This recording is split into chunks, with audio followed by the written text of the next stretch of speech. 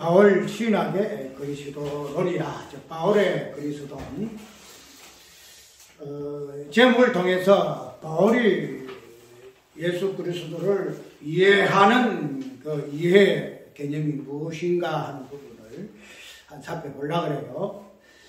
왜 그런가 하면은 저번에 이 설교의 어떤 출발이 예수님의 그 부활을 눈으로 직접 목격한 사도 바울이가 부활의 어떤 개념을 하나님의 아들, 그 다음에 예수는 그리스도시다 하는 그 부분으로 부활을 드러냈기 때문에 그 부분에서 바울이가 왜 이 그리스도론을 오늘 본문을 통해서 말을 하고 있는가 하는 부분을 한번 살펴볼까 그래요. 그래서 이 부분들이 그냥 오늘 골로새서 1장, 이 골로새서는 기독론이죠. 예수님에 대하여 그의 신성과 그의 인성 모든 것들을 깊이 있게 다루는 것이 골로새서의 내용인데, 그런 부분들이 왜 오늘 1장에 있는 24절에 따른 한 주절의 이 내용과 또 고린도후서 1장 6절에 있는 말 있는 그대로 그 부분을 왜 사도 바울의 그리스도가 무엇인가 하는 부분을 이해하는 단초가 되어지는가 하는 부분을 그냥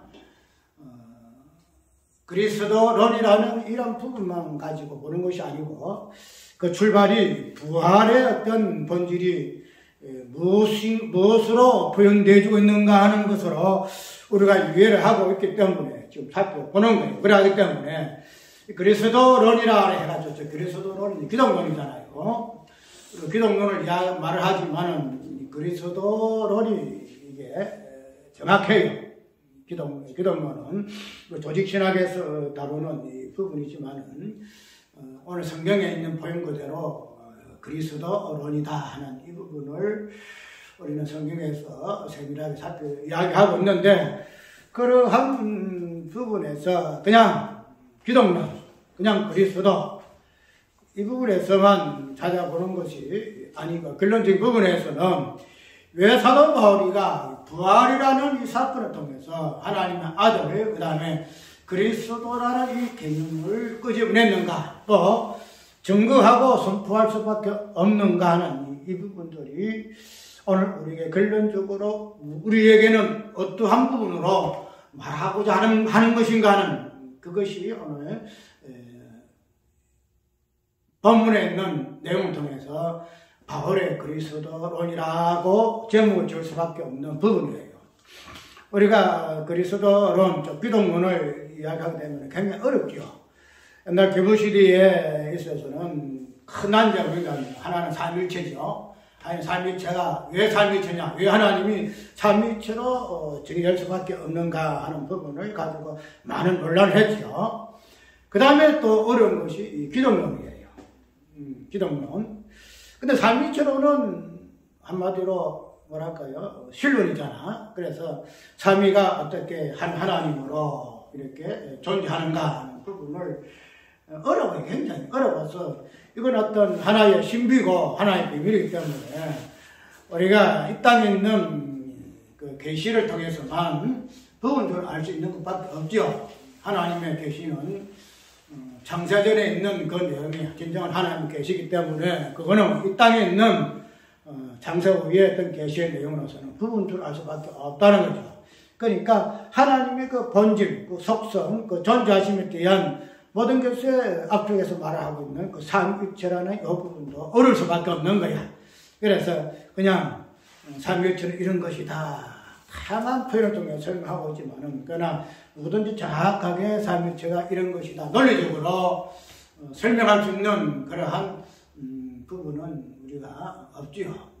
그래서 이 삼위일체로는 실론적으로 보지 말고 하나님의 그 사역적인 부분에서 우리가 먼저 이해를 하게 되어지는 것이 그래도 부분이나마 이해할 수 있는 하나의 단초가 되어진다라고 볼 수가 있는데, 그런데 그러한 삼위일체보다도 이 기독론은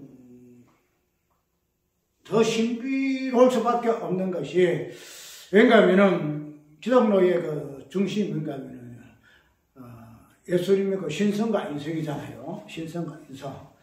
그런데 어떻게 하나님이시면서 사람이 될 수가 있는가 하는 이 부분은, 삼위일체만큼 어렵다, 이런 이야기를 해요. 그래서 그 시대에도 삼위일체 논란을 하다가, 마지막에는 또 이 기독론으로 이렇게 토론을 하고 또 변증을 하기도 하고, 그렇기 때문에 이 기독론은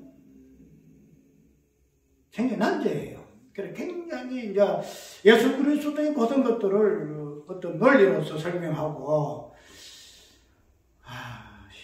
신성의 개념에서, 그 다음에 인성의 개념에서 각각 나눠주고, 이 부분을 어떻게 신성과 인성의 어떤 속성들을 또 특별히 예수님의 그 사역을 통해서, 그 인격을 통해서 우리가 이해를 해야 하기 때문에, 이거는 굉장히 어렵기도 하고, 난해하기도 하고, 방대해요. 그러니까 성경 전체가 예수에 대한 이야기잖아요. 예수는 누구신고, 그러니까 예수의 그리스도론, 기독론이 무엇인가 하는 부분을 성경에서 다루고 있다는 거죠. 그렇기 때문에 이거는 뭐 한두 시간 할 수 있는 것도 아니고, 뭐 한 번 해가지고 딱 정리가 되어지는 것도 아니에요.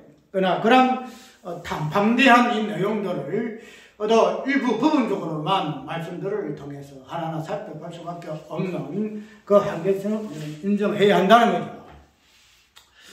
그러면은 오늘 제목이 바울의 그리스도론이라, 이렇게 우리가 제목을 잡았는데, 단순하게 이 그리스도론이라는 이 어떤 주제만 가지고 오늘 살펴볼 것이 아니에요. 왜냐하면은 이 그리스도론, 기독론은 조지신학에서 분명히 이야기를 하고 있거든요. 조지신학에서 우리 조지신학 배우잖아요. 그러면은 그 조지신학에서 기독론이 분명히 나온다는 거죠.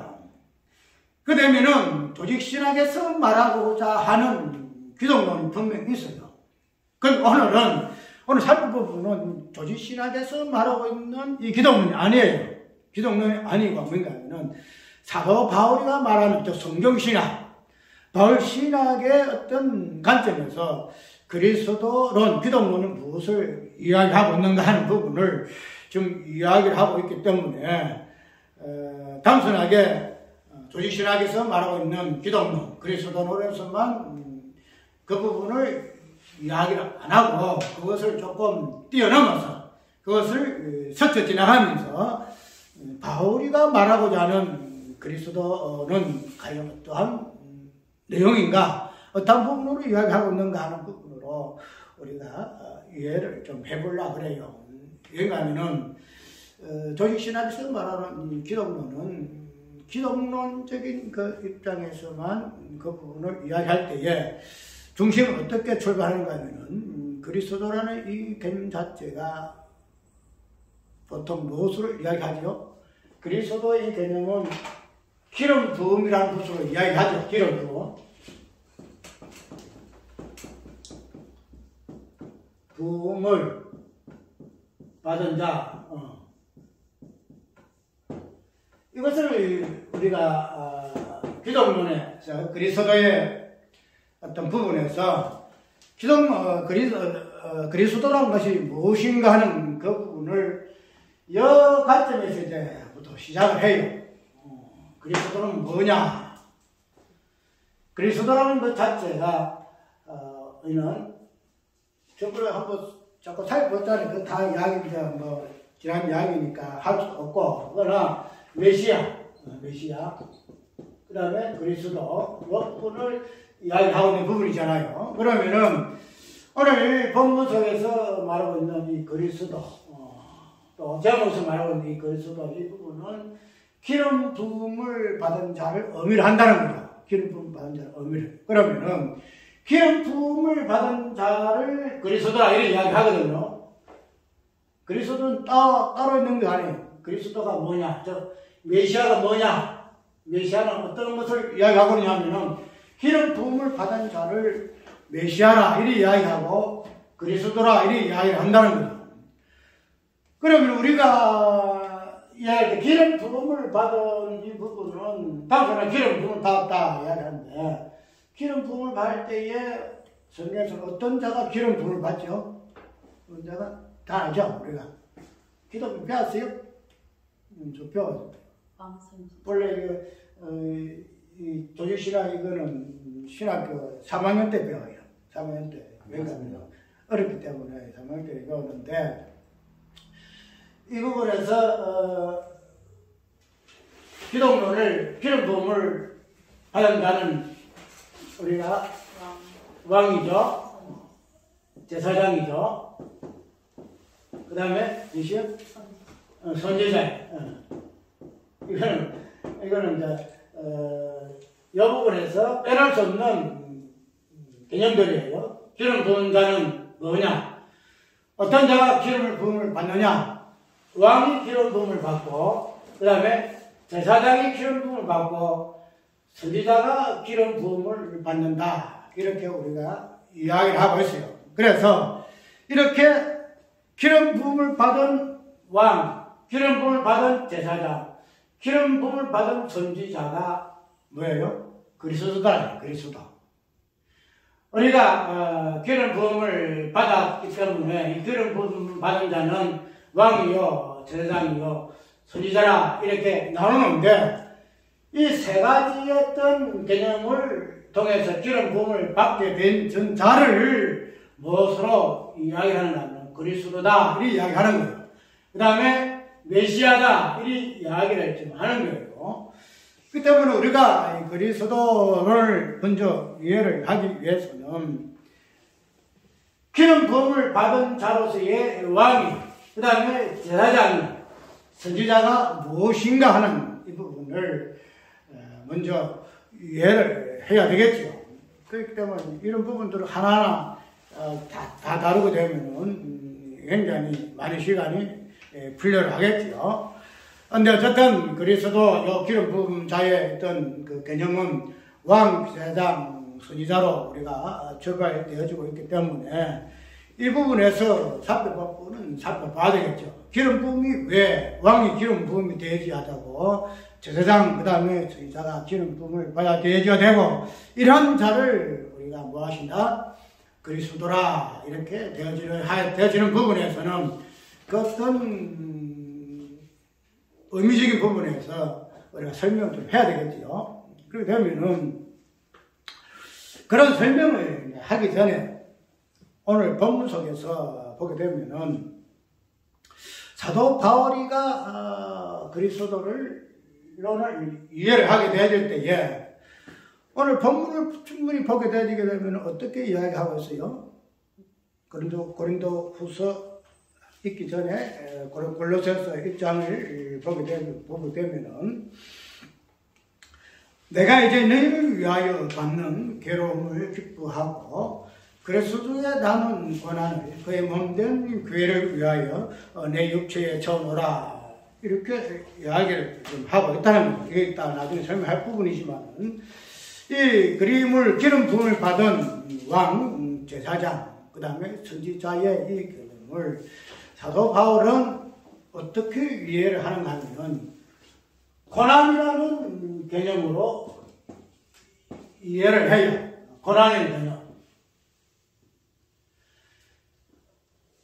우리가 이 고난을 이야기할 때에 보통 보게 되면은 우리도 신앙생활로서의 고난을 많이 이야기하고 그 부분을 강조를 많이 하잖아요. 고난을 이야기하는데 사도 바울이가 말하고자 하는 이 고난이라는 이 부분은 그리스도의 개념을 포함하고 있는 왕, 제사장, 선지자라는 이 세 가지 어떤 개념을 포함하고 있는 것으로 사도 바울은 이해를 하고 있습니다.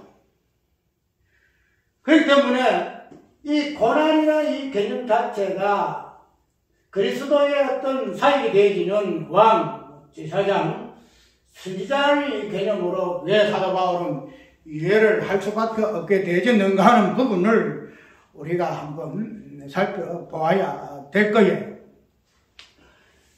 우리가 단순하게 기름 부음은 왕이라는 이 존재에서, 그 다음에 제장, 제의자라는 개념을 통해서 기름 부음의 의미를 우리가 이해를 하게 되어지는데, 근데 바울은 이 기름 부음을 받음으로 인해서 출하게 되어지는 이 왕이 왜 고난이라는 개념으로 사도 바울은 이해를 지금 하고 있는가 하는 부분, 그 다음에 왜 제사장이라는 개념으로 이해하고 있는 부분, 왜 선지자의 개념으로 이해할 수밖에 없는 이 부분, 이 부분들이 왜 고난을 하는 개념으로 일치가 되어지는가 하는 부분을 우리가 살펴보고는, 우리가 왕의 개념은 충분히 어떤 표현적인 부분에서 이해가 되잖아요. 지난번도 마찬가지죠. 선지자가 무엇을 말하는 것인가도 우리가 어느 정도는 다 이해를 하잖아요. 그런데 이러한 왕, 제사장, 선지자의 이 개념을 사도 바울은 고난이라는 개념으로 해석을 한다는 거죠. 단순하게 그리스도의 어떤 삼중직, 세 가지 그 직분, 왕의 직분이요, 제사장 직분이요, 선지자 직분으로 우리가 이해를 했지만은, 이러한 부분이 사도 바울은 고난의 개념으로 이해하게 된 그 배경을 한번 살펴보아야 한다는 거예요. 자, 사도 바울이가 지금 부활을 겪고 난 뒤에 선포한 그 내용이 뭐예요? 그 내용이 예수님은 뭐더라? 예수님은 하나님의 아들이다. 이게 되네요. 하나님 아들. 하나님 아들이다. 이 개념이 성자의 개념인데, 이 성자의 개념을 사도 바울이가 부활을 겪고 난 뒤에 선포한 이유가 있다는 거예요. 단순하게 예수님은 하나님의 아들이야 이 부분으로만 거치는 것이 아니고, 그 뒤에 이어서 이 하나님의 아들 예수는 또 누구시다? 그리스도시다. 이렇게 이야기를 한다는 거예요. 쉽게 말해서 이 그리스도라는 이 개념은 무엇과 연결되어 있어요? 하나님의 아들과 연결되어 있다는 거예요. 하나님 아들, 성자의 개념과 연결되어 있다는 거예요. 그리스도의 그 삼중직분, 왕, 제사장, 선지자의 이 개념이 성자 하나님의 아들이라는 개념에서 출발하는 것으로 사도 바울은 이야기를 하고 있다는 거죠. 아까 이야기대로 이 세 가지 개념이 왕, 선지자, 그 다음에 제사장의 개념이 고난의 개념으로 사도 바울은 해석을 하게 되어졌는데, 이 고난의 개념을 우리는 단순하게 우리가 이때까지 어려움을 당하고 핍박을 당하고 여러 가지 환난을 당하고 이러한 어떤 고난, 어려움, 이 부분에서 고난을 이야기하고 있는데, 이 고난을 정확하게 인격적으로 어떤 실존적인 개념으로 우리에게 보여주는 개념이 뭔가 하면은 성자의 개념이에요. 성자의 개념. 하나님의 아들이라는 개념이다 이 말이죠.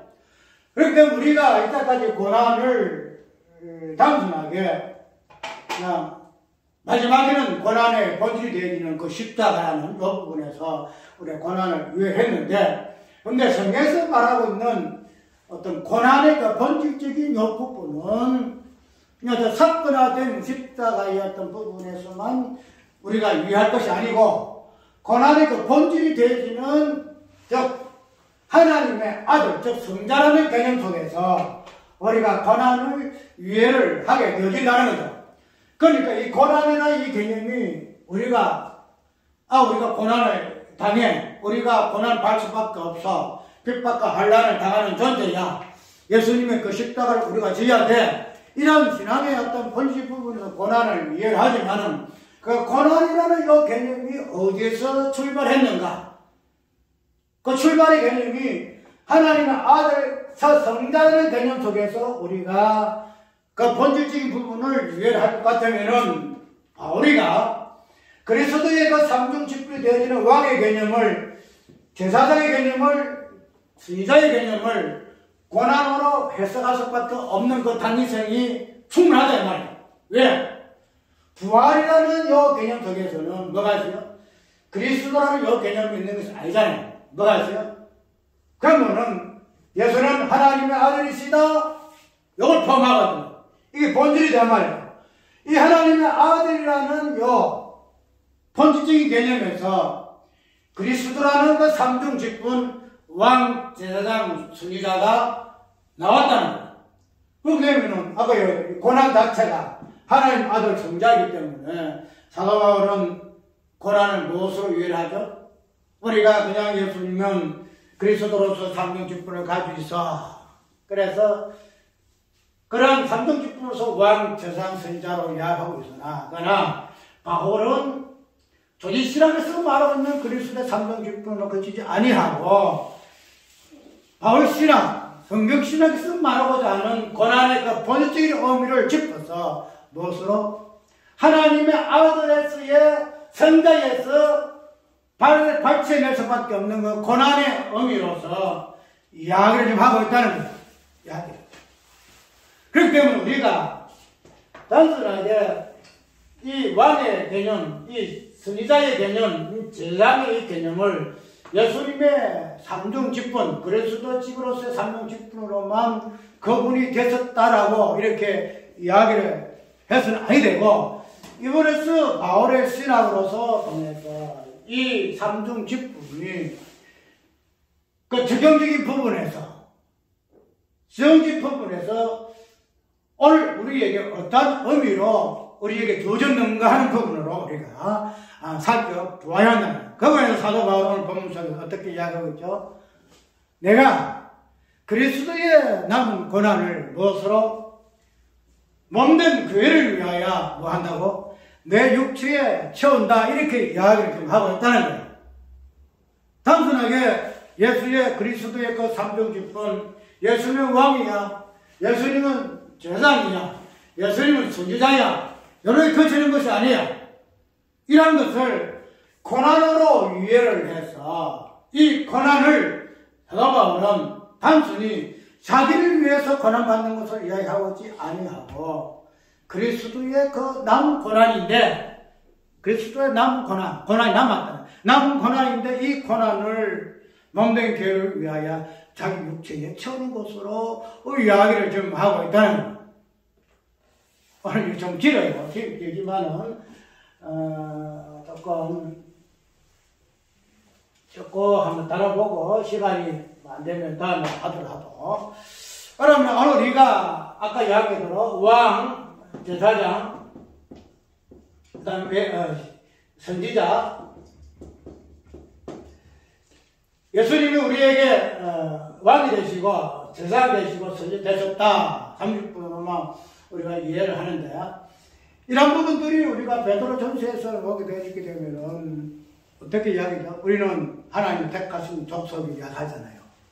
하나님 택하신 족속이요, 왕 같은 제사장이요, 그 나라요, 이렇게 이야기하고 해가지고 우리 자체를 왕으로 이야기를 하고 있고 제사장을 이야기를 하고 있고 선지자로 이야기를 좀 하고 있습니다. 왜냐하면 왕 안에는 제사장이 있고 제사장은 선지자고 이 세 가지 똑같은 개념이에요. 제사장이 왕의 개념이고 선지자가 왕의 개념이고 똑같이 일체의 개념인데, 그래서 우리는 왕 같은 제사장이요, 이 말하는 가운데서 우리는 이 세 가지의 직임을 가진 자로서 이야기하고 있는데, 이것을 이야기하기 전에 예수님 자신이 어떻게 해요? 왕이시고 제사장이시고 선지자로서 이야기를 좀 하고 있다는 거예요. 그러면은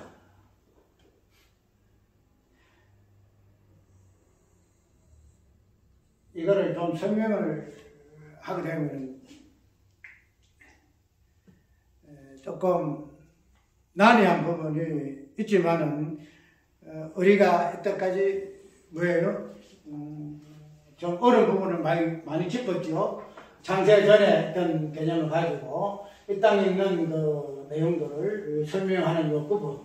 그렇다고 그것도 불완전해서 부분적으로만 우리가 창세 전에 모습을 조금 살펴본 부분이 있는데, 오늘 예수님의 그 삼중지라는 이 그리스도주라는 왕, 제사장, 선지자의 이 개념도 우리가 예수님은 그리스도시잖아요. 그리스도시게 되면은 하나님의 아들이잖아. 아들에서 그리스도의 부분들이 같이 연결되어 있는데, 그러면은 예수님이 그리스도라는 이 왕이라는 요 그다음에 제장 요 기념은 그다음에 선지자의 요 개념도 예수 그리스도의 그 아들됨에 있어서의 그 직분의 개념으로 우리가 충분히 이해를 해요. 우리가 아들이라는 요 부분 안에서 이 그리스도 직분에서 왕, 제장, 선지자식으로 나누어지는데 우리가 보통 보게 되면은 이 왕으로서의 예수 그리스도, 제사장, 선지자 동일하게 보고 있으나 이 부분에서 우리가 예수 그리스도 아름이 삼중지 이 자체를 하나님이라는 그 십존 속에서 보게 되게 되면은 세 가지로 나누잖아요. 그죠? 이게 안에서 하나님의 그 어떠하심의 모습이 보여요. 나 저번에 얘기했죠. 하나님의 그 성부, 성자는 하나 직분이다 이야기하는 이유가 여기 있다는 거죠. 단순히 하나님은 하나님으로서만 실존하고 존재하지 아니하잖아요. 왜냐하면 하나님은 일하시는 하나님이세요. 일하시는. 하나님의 일하심은 무엇으로 나타나죠? 하나님은 일하실 때는, 사역할 때는 꼭 직분으로 일을 하세요. 하나님의 어떤 존재하심이 성부, 하나님의 어떤 속성을 위하여 성부와 성자와 성령으로 우리가 이야기하는데 이런 하나님의 어떠하심은 그 직분적인 부분을 보게 했을 때는 하나님의 성부되심이죠. 그 다음에 하나님의 성자되심이다 말이죠. 하나님의 성령되심이 이 성부와 성자와 성령의 그 직분적인 개념 속에서 우리가 하나님의 일하심을 볼 수가 있다는 거예요. 왜냐하면 아까 여기서 직분은 사역을 이야기해요. 직분은. 살기 위해서는 꼭 직분이라는 이 개념이 들어오게 되어지는데 그래서 하나님의 어떤 일하심이 그냥 하나님의 본질적인 어떠하심이지만은 이런 하나님의 그 일하심은 성부와 성자와 성령이라는 그 직분을 통해서 우리에게 그 일하심이 나타날 수밖에 없다 하는 부분을 보게 되어지게 되면 이런 그리스도의 삼중적 직분의 개념이 왕, 제사장, 선지자가 나온다는 거죠. 그러면 우리가 이 왕이라는 이 개념을 하나님의 어떠하심을 보게 되게 되면 왕은 모든 것을 무엇을 의미하죠? 왕은 만왕의 왕, 만주의 주로서의 하나님, 성부 하나님 어떠하심이죠. 그 다음에 이 제사장이라는 이 부분은 우리가 뭐 설명할 것도 없고 성자 하나님의 어떤 주어심의 이 부분을 직분으로 보여주는 것이고 이 선지자 이 개념은 하나님의 그 말씀하심이 성령이 그의 하시는 말씀을 들을지어다 말씀을 선포하고 전가하는 성령의 어떠하심의 그 직분 이 부분들이 성부와 성자와 그 성령 하나님의 어떤 그 존재하심에서 이 예수 그리스도의 삼중 직분이 드러나게 되어지더란 말이에요. 그렇기 때문에 이러한 삼중 직분, 즉 하나님의 어떤 본체에서의 나뉘어질 수밖에 없는 직분으로서의 왕, 제사장, 선지자가 무엇으로 통일되지요? 고난이라는 개념으로 바로 유의했다는 거죠. 우리가 알기로는 이 왕이라는 개념은 참 고난하고는 별 그게 없잖아요. 왕이라는 것은 모든 것에서 뛰어나 만물 위에 뛰어나고 만물을 다스리는 주권, 통치 이런 개념으로서의 왕의 개념인데 그런데 아까 얘기했던 이 왕, 제사장, 이 선지자는 아들, 아내 다 들어있는 이 직분의 사역의 개념이에요. 그러면 이 왕의 개념도 무엇을 비켜나갈 수가 없죠? 고난이라는 이 개념을 비켜나갈 수가 없어요. 고난 개념. 지금 말해서 왕으로서 성부 하나님이 어떠하심은 그냥 성부 하나님이시야. 그래서 성자 하나님과의 관계성에 있어서는 성부는 성부 하나님이시고 그렇게 이야기해서 단독적으로 성부 하나님의 존재하심을 이야기했는데 병원 한번 이야기한 적이 있을 것 같네요. 무슨 이야기했는가 하면 예수께서 왜 3일을 죽음 속에서 계셨을까? 3일을 죽음 속에 계셨을까? 단순하게 그냥 3일이라는 부분을 그냥 옥에 있는 영들에게 가기 위해서 예수께서 3일은 시간이 필요했다라고 이렇게 보통 이해했는데 그렇지 않다. 3일이라는 요 개념 속에서는 실적인 모든 속성, 하나님의 실적인 속성, 그 다음에 하나님의 실적 속성의 그 일하심의 그 내용, 이 모든 것들이 3일이라는 삶 안에 다 들어있는 거예요. 그렇기 때문에 예수께서 십자가에서 죽으시고 3일을 땅속에 했다는 것 자체는 성부 하나님, 성자 하나님, 성령 하나님의 그 죽으심. 그러니까 성자 하나님의 단독의 어떤 홀로의 죽음이 아니고 성부 하나님, 성자 하나님, 성령 하나님의 동일한 그 죽음을 3일이라는 예수의 어떤 죽음의 시간 속에서 말해보자는 부분이다라고 우리가 좀 폭넓게 한번 살펴봤죠. 그렇게 되면 아까 이야기했대로 하나님의 어떤 죽으심도 3일이라는 이 죽음, 예수의 죽음 속에서의 경험했던 이 부분으로 우리가 이해를 한다는 거죠. 그것을 우리가 성자 하나님, 성령 하나님, 성부 하나님 또 분리해서 이야기를 하고 있지만 그러나 전체적인 하나님의 성품 속에서는 예수의 사역 속에 모든 것이 다 들어가요. 그래서 내가 저번에 한번 살펴볼 부분을 묻는다면은 왜 성령께서 고난을 받으시는가 하는 이 부분, 고난을 주고 가는 이 부분을 살펴보려 하다가 시간이 없어서 넘어갔는데 성령께서 또 고난을 받았어요. 성령께서. 그렇기 때문에 성령도 고난을 받으시는 분이실 것 같으면은 성령 하나님, 성자 하나님, 성부 하나님 똑같은 고난을 당할 수밖에 없는 하나님이시고 또 이 부분에서 고난과 또 별개로서의 성부 하나님을 존재할 수밖에 없는 이 부분들이 우리는 참 뭐랄까요? 삼일째 하나님 신성과 인성이 없다 하심에 그 불과해진 그 부분을 우리가 인정할 수밖에 없는 부분입니다.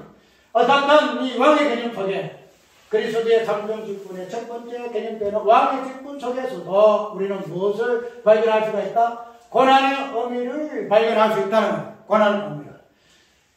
왜냐하면 이 아들의 개념이 그리스도의 개념이고 그리스도의 삼정 직분이 이 왕, 선지자, 제사장의 개념으로 나누어지기 때문에 이 세 가지 직분이 아들이라는 그리스도의 어떤 직임에 의해서 우리는 표현되고 설명되어야 되기 때문에 아들의 본질이 되어지는 이 고난을 왕의 개념 속에서도 우리가 충분히 이해를 해야 한다는 거죠. 그래서 왕이라는 이 개념도 고난이 없이는, 즉 제사장이라는 이 개념이 없이는 결코 왕의 개념이 나올 수가 없다. 왕이 나올 수가 없다. 그 다음에 이 왕과 제사장 이 개념도 선지자라는 이 개념이 없이는 결코 왕, 제사장이 성립되지 않는다는 거죠. 지금 말해서 저번에 이야기를 한번 했죠.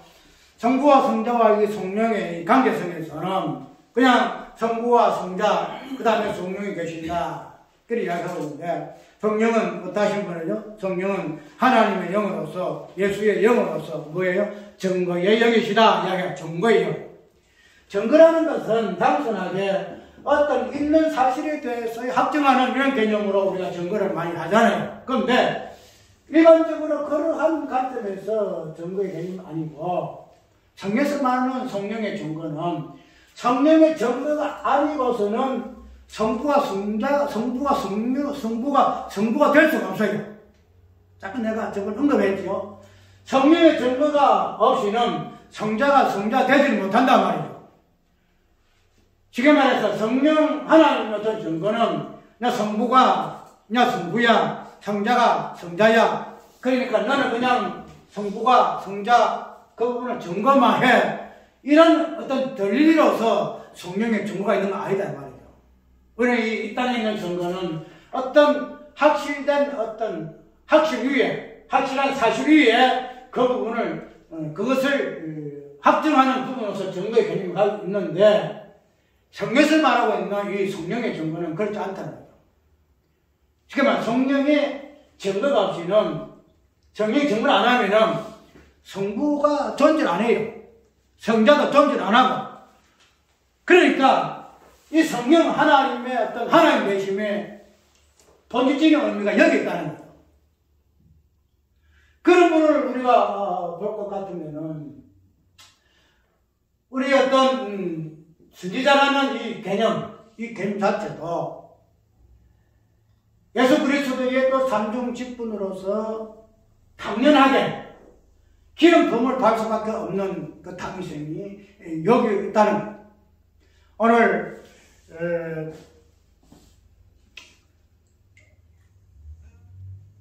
좀 난해한 이 부분들을 우리가 설명을 좀 하고 있지만은 그러나 결코 지금 처음 접하는 이런 개념들이 아니고 오랫동안 다양한 설교 속에서 우리가 살펴본 부분이 있기 때문에 이 그리스도라는 이 직임이 왜 사도 바울이가 고난으로 위해를 하고 있는가 하는 부분 우리가 살펴보신다는 거죠. 그러면은 이제 본론으로 들어가 가지고 사도 바울이가 아까 본문 속에서 내가 그리스도의 남은 고난을 무엇으로 몸된 교회를 위하여 내 육체에 채워놓으라 하는 이 부분을 설명할 거예요. 왜 사도 바울이가 이 고난의 개념을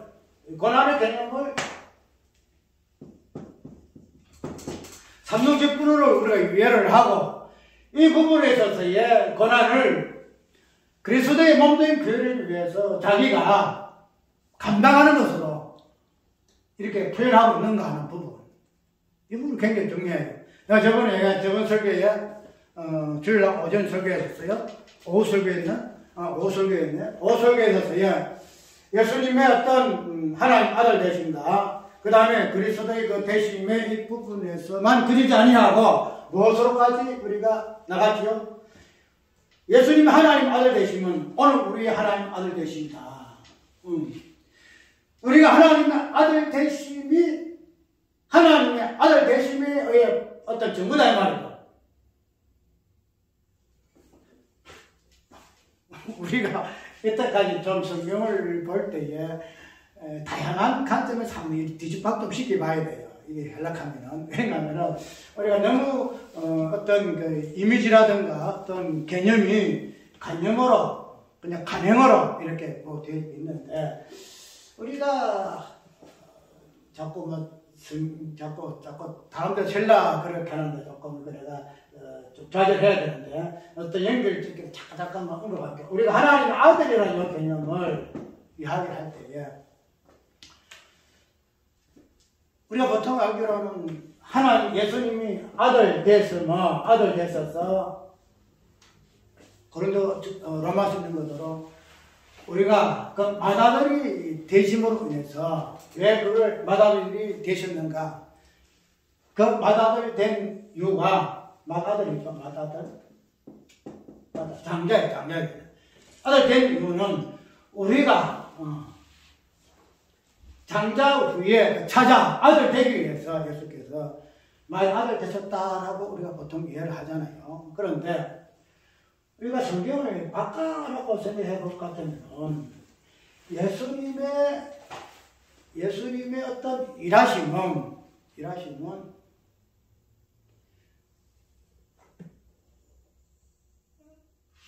우리가 보통 아까 얘기대로 예수님의 일하심은 자신을 위해서 일을 하심이라 이렇게 보통 잘 이야기를 안 하지만은 그렇게 언약에서 표현을 많이 하잖아요. 예수님이 자신을 위해서. 그래서 하나님은 아들과만 말씀하시고 일을 하신다. 왜? 단 한 사람은 예수님이시기 때문에 이게 지금 굉장히 연결 잘 안 되지만은 이런 부분들을 나중에 설교를 좀 돕고 한번 깊이 있게 한번 연결시켜 봐요. 그래서 이렇게 흩어져 있지만은 그 흩어지는 이런 내용 속에서의 핵심적인 부분들이 많이 나와요.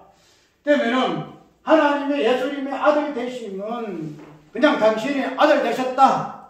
그럼으로 인해서 우리가 아들 되어지는 것이다. 그런 것으로 성경은 이야기를 하고 있고 그렇게 이해를 해요. 그런데 이것을 조금만 비틀게 되질 것 같으면 예수님의 그 일하심은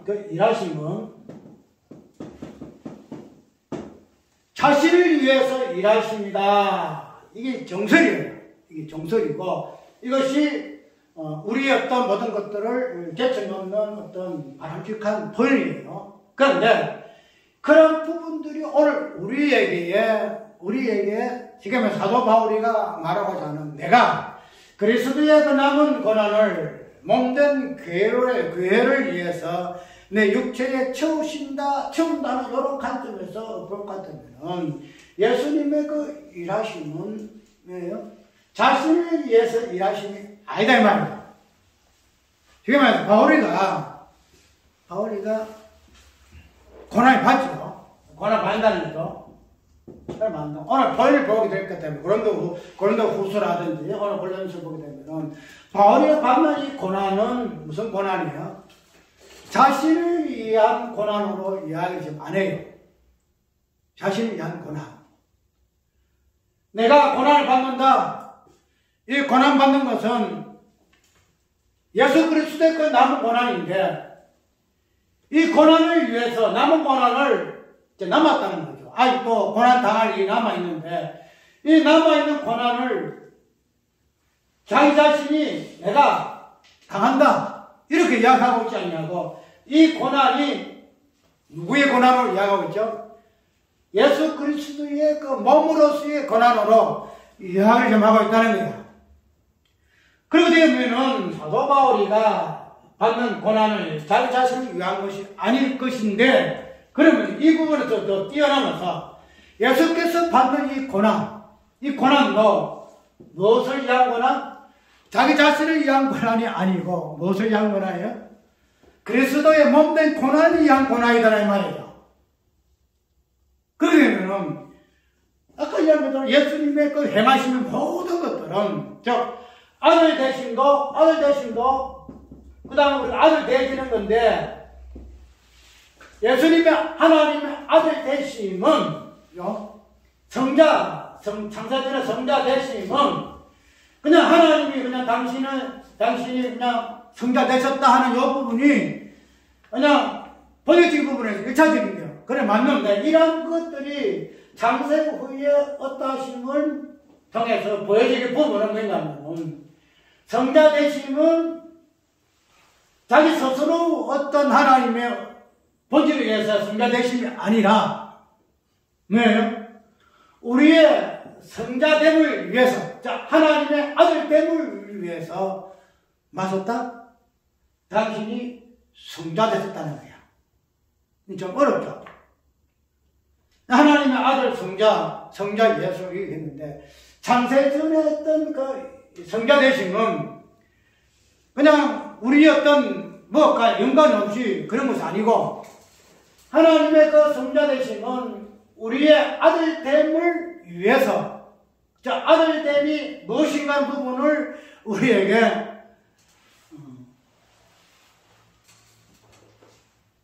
뭐라고 이야기해야 되나? 아들됨의 어떤 그 부분의 그 확정적인 부분, 아들됨 확정할까? 확정됨을 위해서 뭐했다? 예수께서 하나님으로서의 성자 되셨다. 이렇게 이해를 해본다는 거죠. 그렇기 때문에 그런 부분들이 우리가 이제 또 조금 더 깊이 들어가게 되면은 이 부분으로서 창세전의 어떤 그 내용이 창세전의 그 내용에만 그냥 선결해서 먼저 확정되어지는 것이 아니고, 창세 후에 어떤 세계에서의 모습을 확정하기 위해서 그 부분들이, 창세전의 어떤 그 부분들이 확정된 것으로 말하고 있다 하는 그 의미를 다음에 내가 한번 설명을 좀 하고 싶어요. 왜냐하면 이 부분들이 예수께서 이 땅에 오셔서 우리에게 행하시는 모든 것들의 근본적인 이유가 되는, 뭐랄까, 그 열쇠가 돼요. 우리가 그런 부분들을 우리에게 떠가 잡고 오지 아니하고, 이제까지 우리가 예수께서 우리 위해 구주가 되시고 죄를 위해서 구원자 되셨다 하는 여부로서 하고, 우리가 이렇게 해가 저렇게 해야 하는 부분을 이야기를 하고 있는데, 근데 우리가 어느 관점으로 이야기되면 우리의 일하심이 아니고 예수의 일하심이잖아요. 그러면은 그런 부분에 있어서는 우리가 거기 언약 관점에서는 성경적이다 하는 부분 우리가 기본적으로 깔고 있어요. 그런데 그런 부분들이 이 창세 후에 있어서의 어떤 모든 것들 현상이 예수께서 이 땅 오셔서 당신이 그 일할 수밖에 없는 그 의미의 본질적인 그 이유가 설명되어지는 부분들로 설명되어지는 부분이 있기 때문에 그 부분은 좀 조금 내용이 조금 난해해요. 난해인데 다음에 한번 다루기를 하고 그러므로 해서 오늘 사도 바울이가 당신의 어떤 그 고난 예수 그리스도의 그 남은 고난을 몸된 교회를 위해서 받는 것으로 이해하는 부분에서 우리가 이 부분들이 왜 바울은 우리가 그렇게 신앙의 어떤 본질적인 관점에서 십자가와 그 고난이라는 이 개념을 바울은 이렇게 표현하고 싶어하는 부분을 한번 보자. 왜 자기의 몸을 그리스도의 그 몸으로서의 고난으로 이야기하고 있고 자기 자신의 고난이 아니고 예수 그리스도의 몸으로서의 고난이가 왜 이것을 자기가 받을 수밖에 없는가 하는 그 당위성을 근본적으로 한번 보자고요. 자, 우리가 이 고난이라는 요 개념은 아까 말해서 그리스도의 어떤 개념 속에서 나오는 삼등직분, 기름 부음이라는 요 부분에서 우리가 사용을 했죠. 기름 부음. 그리스도는 기름 부음이요. 이 기름 부음은 왕저양 승자야. 이 세 가지의 직분은 본질은 고난이야. 이야기를 했죠. 그래서 오늘 우리의 고난이 있는 거예요. 그래서 예수께서 고난 당하신 것이고. 그런데 이런 부분들이 바울은 이게 이제 바울의 신앙의 요체예요. 오늘 본문에서 말하고자 하는 내가 그리스도의 남은 고난을 그의 몸된 그를 위하여 내 무치에 채워놓으라 하고 있다는 거예요. 그러면은 사도 바울이 말하는 이 고난, 그리스도의 어떤 개념되어지는 이 기름 부음이라는 이 부분은 지금 바울은 어떤 존재예요?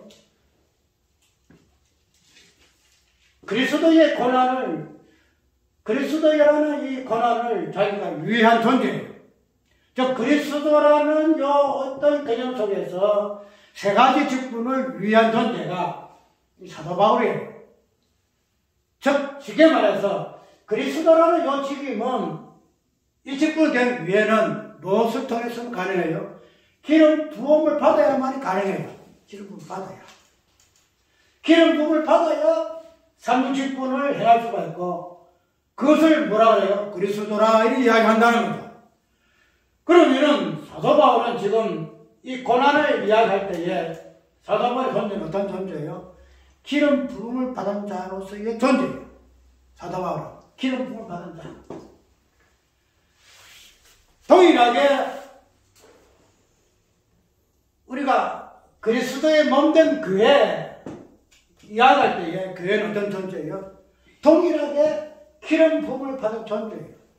우리가 로마서를 봐요. 로마서 보게 되면 1장에서 7장까지의 고난의 어떤 개념이 쭉 나오잖아요. 나오고 우리가 8장을 보게 되게 되면 성령의 생명의 법, 생명의 성령의 법이 나와요. 우리가 그러한 부분을 성령의 기름 부음으로 우리가 이해를 하잖아요. 성령 기름 부음으로. 그래서 로마서에서 그 내용 그 자체가 고난적인 이 부분에서 1장까지 10장에서의 그 고난 충분히 드러나잖아요. 그 죄에 대한 개념들, 율법에 대한 개념 속에서 고난, 그 고난 속에 웅배 있는 사도들의 오라 공부한 자로서의 그 사도 바울의 그 본질, 그런 부분을 7장까지 이야기하고 있고, 이 고난의 어떤 이 부분을 연계해서 그 다음에 8장에서는 뭐가 나요? 성령의 기름 부으심이 이야기되고 있다는 거예요. 그러면은 로마서 전체의 내용에서도 고난과 그리스도의 직임으로서의 성령의 기름 부음이 드러난다는 거죠.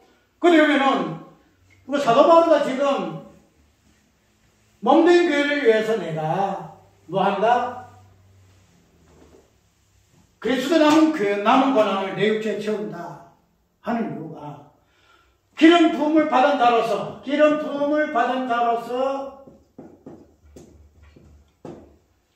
부음을 받은 그의 이거를 어떻게 동일체로 이야기한다. 동일체로 기름 부음 받은 자, 기름 부음을 받은 교회 따라오는 것이 아니에요. 그래서 기름 부음 받은 자로서의 교회. 사도 바울이가 기름 부음이라는 이 부분을 자기 어떤 괴인으로만 치부해서 내가 고난받아. 신앙생활의 모든 어떤 본질적인 부분에서 고난, 그 부분을 위해서 내가 예수 그리스도의 그 남은 고난을 위해서 내가 고난받아. 이렇게 표현했을 것 같으면 오늘 본문을 삭제해야 돼요. 그런데 사도 바울은 이 기름 부음이라는 이 개념을 자기 자신에게 개인에게만 적용하는 것이 아니에요. 뭐죠? 진정한 기름 부음의 머리가 되시는 진정한 그리스도 되시는 예수 그리스도의 몸이라는 교회를 통해서 기름 부음을 이해를 했고 그 속에서 그리스도의 어떤 지경을 이해를 했고 그 가운데서 고난의 의미를 위했기 때문에 사도 바울은 어떻게 한다? 내가 몸된 교회를 위해서 그리스도의 남은 고난을 내 몫에 내 둘째 채운다. 이렇게 지금 이야기를 지금 하고 있다는 거예요. 형제들로 우리는 저번 설교에서 우리는 그리스도다. 알겠죠? 왜? 이 그리스도의 지금은 하나님의 아들이라는 이 본질 속에서 나오는 그리스도의 삶의 직분이기 때문에 오늘 우리도 왕같은 제사장이요 선지자다. 우리는 그런 부분으로서 그리스도의 개념을 우리에게 적용시켜야 한다. 그래서 뭐라고요? 그리스도의 어떤 본질적인 예수는 누구라? 자기 백성을 저희 죄에서 구원할 자라. 그 우리가 어떻게 해야 된다고 했죠? 우리가 우리의 행하는 모든 것들은 우리 모두 행하는 것들은 그래서 고린도 마태복음 5장을 들었죠. 예를 들었죠.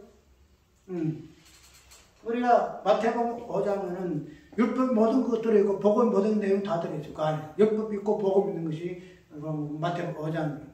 그러면은 율법과 복음의 정수가 되는 그 마태복음 5장의 모든 것들을 우리는 뭐래? 근데 누가 하셨다? 예수께서 행하셨다.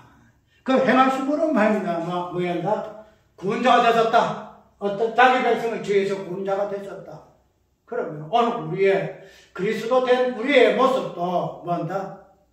우리가 애통하는 자가 되어지고 뭐한대요? 심령이 가난 자가 되어지고 마음이 청결한 자가 되고 핍박한 자가 되어야 돼요. 그런데 이렇게 되어지는 것들을 이때까지는 우리가 어떠한 개념으로 내가 구원받았으니 내가 남은 구원을 받기 위해서는 어떻게 한다? 애통하는 자가 되어야 되고 심령이 가난 자가 되어야 되고 이렇게 해야지야 한다. 그게 신앙이야. 이렇게 이야기해요. 그런데 우리는 그리스도야. 그리스도의 직분으로서 왕이야. 제사장이야. 선지자야. 그러면 오늘 우리의 이 행함이라는 이 부분은 나를 위한 행함이 아니다. 사도바울이가 자기 고난받는 건 자기를 위한 고난이 아니듯이 우리 모든 행함이라는 이 존재는 우리의 행함이 아니고 나를 위한 행함이 아니고 나의 신앙을 위한 행함이 아니다 이 말이죠. 왜요? 그리스도라는 삼중 직분으로 가진 자로서의 자기 백성을 죄에서 구원할 자로서의 행함이더라. 그런 식으로 우리가 적용시킬 것 같으면은 우리가 이때까지의 언약 관점에서 우리의 행함이 아니다. 이야기했죠. 우리의 행함이 아니다. 이걸 혼란이 올 수가 있어요. 이때까지의 그 언약 관점에서 예수께서 하신 이런 부분을 다 이야기를 하고 있으나 그런데 혼란이 와. 왜? 예수님의 행하심으로만 이야기하다가 왜 우리의 행함으로만 또 이야기 돌아가는가 하는 그 부분.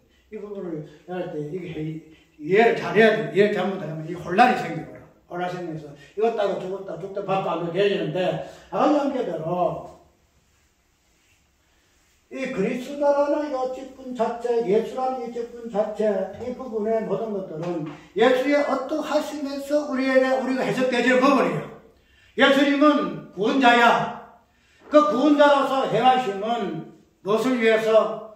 우리의 모든 죄에서 구원하시기 위한 행함이야. 그런 부분으로 우리가 1차적으로 예수님 어떠하신 분을 이야기했죠. 예수님 행하심을 이야기했죠. 그러면은 이제 우리의 이 부분에서 행함은 과연 무엇인가? 이 부분은 이때까지 맞아요. 우리 행함이 아니다면 맞아. 우리 행함 하나도 없어. 그런데 우리의 행함이 아니고 뭐예요? 예수 그리스도의 그리스도라는 그 직임에 전가된 자라서 나는 이 전가라는 이 부분을 전가보다도 전이라는 이 부분을 좀 많이 써요. 전가는 뭐예요? 이대로 그냥 뛰어넘는 것을 전가라고 하죠.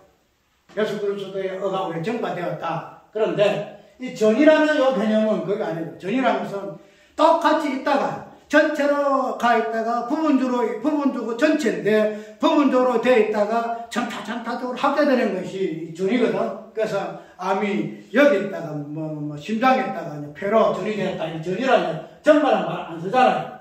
전가라는 말 안 쓰잖아요. 그런데 우리가 성경에서 말하자면은 예수님 따로 우리 따로 있는 거 아니에요. 전체 예수 안에 있는 우리이기 때문에 모든 것들 전가는 부분은 전이에요. 전이. 예수님의 어가 우리 전이 된 것으로. 이 부분도 충분히 의미 있는 내용이지만, 그래서 우리가 아까 이야기한 대로 우리 어떤 그 행함이라는 이 부분은 우리의 행함이 아니고 예수 그리스도의 직분이라는 그 직분으로 해서 예수께서 왕 제사장 선지자 되어 우리도 왕 제사장 선지자 같다. 이것이 그리스도의 말이에요. 이것이 기름 부음을 받은 자야. 그러면 기름 부음을 받은 자는 그리스도는 어떤 존재냐? 자기 백성을 죄에서 구원할 자가 된다는 거예요. 그러면 그리스도께서 자기 백성을 죄에서 구원하기 위해서는 뭐에서 행함이 있어야 된다. 행함이 있어야 된다는 거야. 율법을 행하고 복음을 행함이 있어야 한다는 거예요. 그것이 그리스도의 죄를 구하며 자기 백성을 지지해서 구원하는 구원자의 모습이다. 메시아의 모습이다. 오늘 우리의 행함도 동일하다 이 말이야. 나를 위한 구원이 아니야. 나를 위한 행함이 아니다 이 말이야. 나를 구원하기 위한 상함이 아니고 나의 의를 드러내기 위해서 행함이 아니다 이 말이죠. 무엇이야? 그리스도의 몸된 교회를 위해서의 행함이다. 그렇기 때문에 우리는 통해야 되겠죠. 허리의 제약도 남김없이 해결해야 되겠죠. 마음이, 심령이 가난한 자가 되어야 되겠죠. 나를 위한 것은 아니다. 이런 거로 인해서 뭐가 돼요? 몸된 교회가 우리 애통을 통해서, 나의 애통을 통해서, 나의 고난을 통해서 몸된 교회가 고난받게 되리라. 고난받음으로 말미암아 더불어 위로가 오게 되더라. 애통함을 통해서 하나님이 위로하시 있더라 말이죠. 우리가 이 애통함으로 고난받음으로 인해서 몸된 교회가 고난받게 되어지고 위로받게 되어질 수밖에 없는 그 가능성이 여기 있다. 그래서 사도 바울이가 말하고자 하는 이 그리스도의 고난, 왜 그가 그리스도의 그 남은 고난을 자기의 몸된 교회, 그리스도 몸된 교회를 위해서 자기 육체에 채우될 수밖에 없는 것은 그도 동일하게 기름 부음을 받은 자이기 때문에 기름 부음을 받은 자로서의 그리스도의 사역을 가입니다.